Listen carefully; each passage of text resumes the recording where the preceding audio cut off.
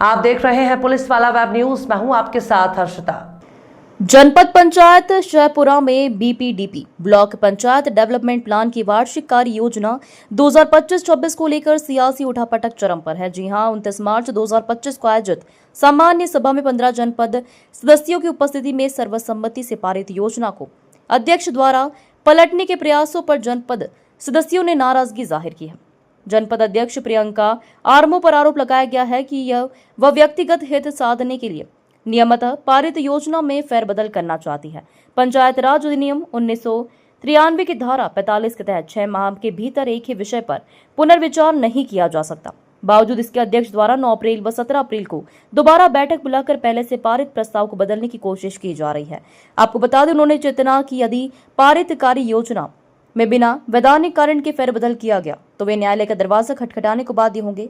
इस विरोध स्वरूप प्रस्तुत आवेदन में हस्ताक्षरकर्ता 11 जनपद सदस्य शामिल रहे, जिनमें जितेंद्र चंदेल, शांति धुर्वे, ज्योति परस्ते, देवीदीन झारिया, देवकरण परस्ते, कीर्ति साहू, दीपा परस्ते, मोती तेकाम, टेकेश्वर साहू, सरोज परस्ते और हरि सिंह आर्मो के नाम शामिल है।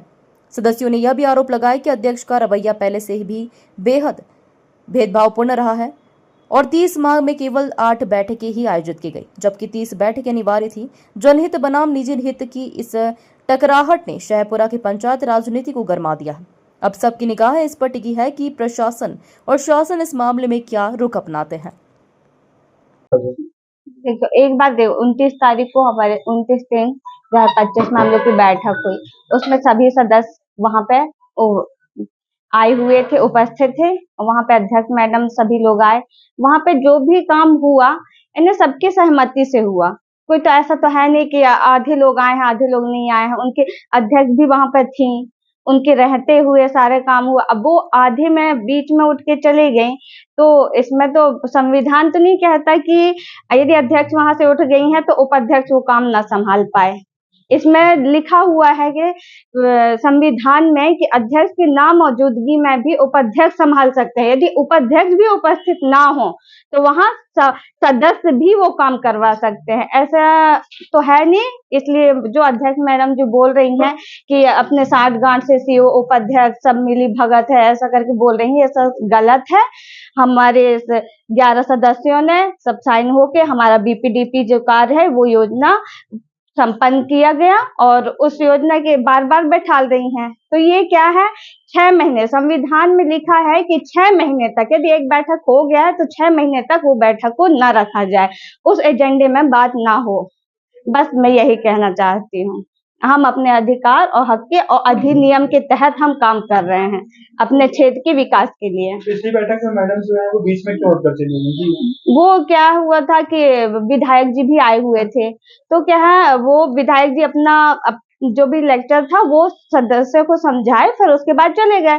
तो उनके पीछे पीछे अध्यक्ष मैडम भी चली गई। अध्यक्ष मैडम को जब उठ के जाना था तो वहां पे बोलना था कि सभा समाप्त हुआ, ये रजिस्टर जो रहता उस पर साइन होना चाहिए था, उनका साइन भी नहीं था। यदि साइन की होती तो बीपीडीपी का जो कार्य योजना होता वो आगे नहीं बढ़ता। तो बस यही है। जनपद सभा हुई थी, सामान्य सभा बीपीडीपी के लिए हुई थी।